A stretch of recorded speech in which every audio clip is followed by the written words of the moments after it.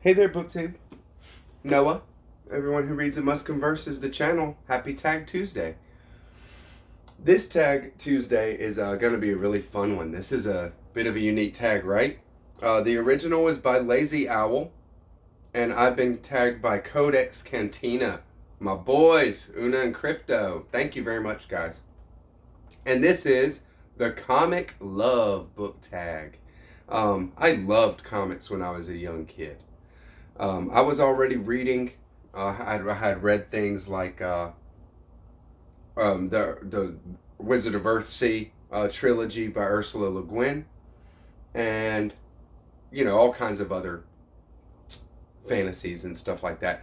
But I read comics all the time. I would go to and get new comics every week. My parents, my mother would take me and pick out a couple, and then I'd read them. So let's get to it. Which comic book series made you love comics? And that is very easy for me. What comic book series made me love comics is Spider-Man, for sure. I grabbed just a couple to show while I'm talking about it. So, Spider-Man was one of these that got me going right at a very young age. One of the first comics that I really got into. And I would get, every week or something, get a new Spider-Man comic. So, with that, so this is just one little story arc. So this is, a month long right here, one a week, and so they do a little storyline, a little story arc, and then the climax of this story arc here is the first time that we see the spider armor. So Spider-Man got a new suit, a suit of armor there. And, usually Spider-Man, he doesn't need any armor, because Spider-Man never gets hit by anything. Because Spider-Man has this sense that, he can dodge bullets, he can dodge things very, very quickly because he can sense them before they even happen. It's part of his powers as a half spider, half guy kind of thing. And then another series that just was awesome. This is a series that was out before my time that I actually got in collecting. So this is the Spider-Man Gang Wars. And Spider-Man here comes up against all kinds of villains and is helped by Punisher and the Daredevil. And you can see Spider-Man in this one is wearing the black suit. Spider-Man, there was a story arc where there is a competition going on, and Spider-Man wins. He's like the delegate. He's the one that is in this competition from Earth. And then all these other planets have their own, hero or their own fighter that come and get into this competition. And Spider-Man wins. He wins out over everybody. And the prize is an alien. And that's the symbiote. That's the thing that makes Venom what he is. But Spider-Man had it first in the comics. He had it for a long time.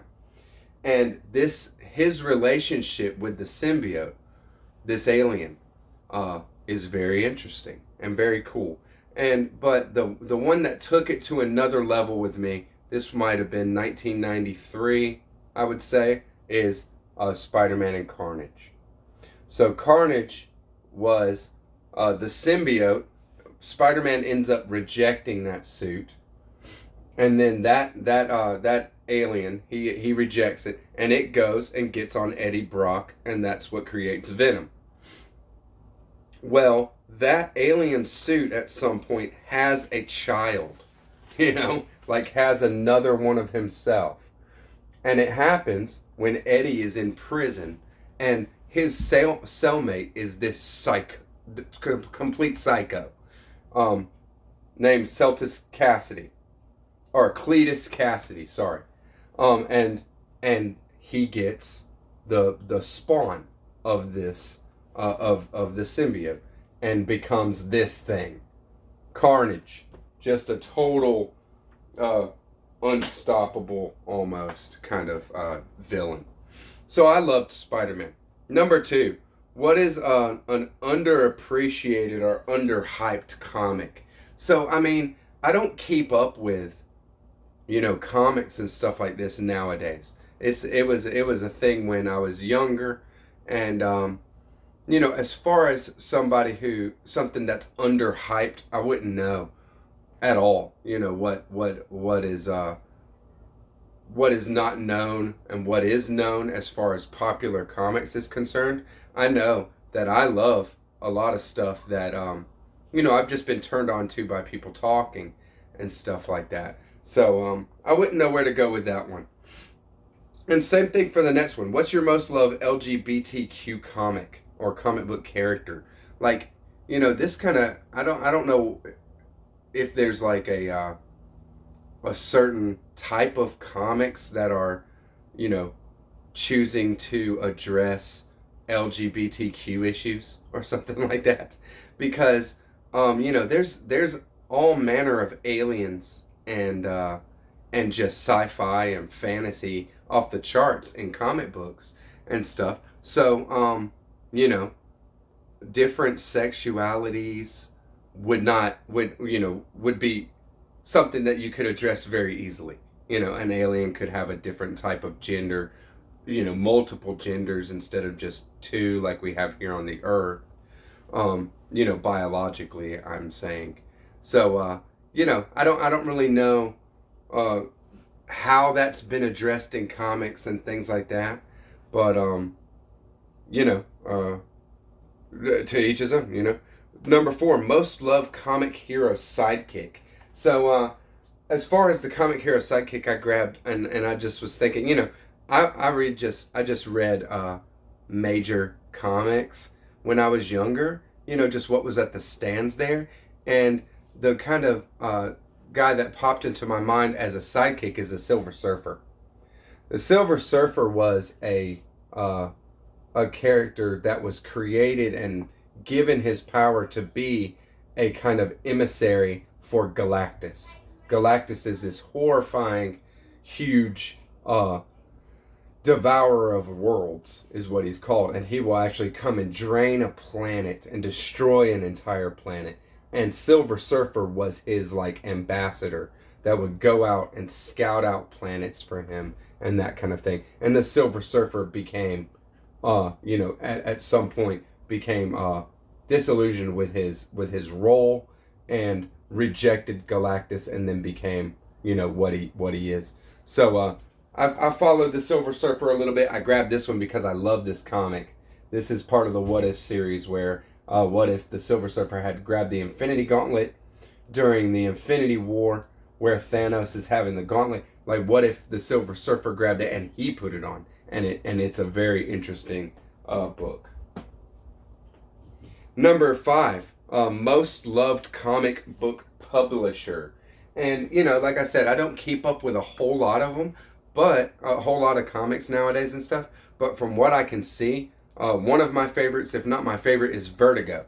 So Vertigo did the 100 Bullets and a lot of others. Vertigo is a very prolific comic book publisher, and did a lot of good stuff. I just grabbed the first issue here. 100 Bullets, I believe, is actually 100 comic books long, and it's awesome, very awesome.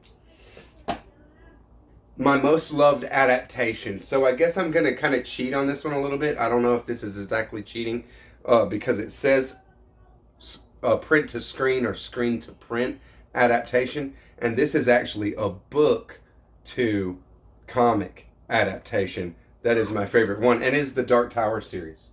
So if you've read the Dark Tower series, this series is so awesome. This graphic novel set that they did, the art is on point. The art is by Jay Lee, and it's just awesome. So I'll show a little bit of it while we look around.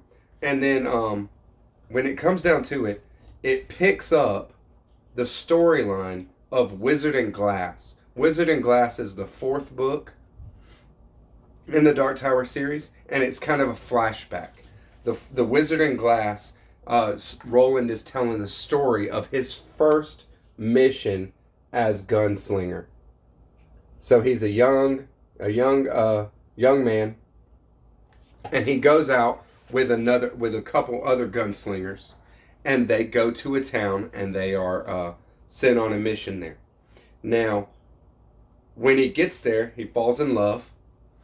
There's this whole big awesome story, and so this picks up Wizard in Glass, the Dark Tower, the graphic novels do. They pick up Wizard in Glass, and then they continue with Roland after Wizard in Glass. The book just goes back to the now time of the Dark Tower series narrative. Well, the graphic novels picks up that timeline of Wizard in Glass and follows that all the way through until the first Dark Tower book. And it's really, really cool. And the artwork is on point. The coloring is so cool. That's the Man in Black right there. They call him a lot of different names in the Dark Tower series and in all of Stephen King's stuff. The Man in Black is like just this bad guy. And so he's a wizard, and he is over and against the gunslingers.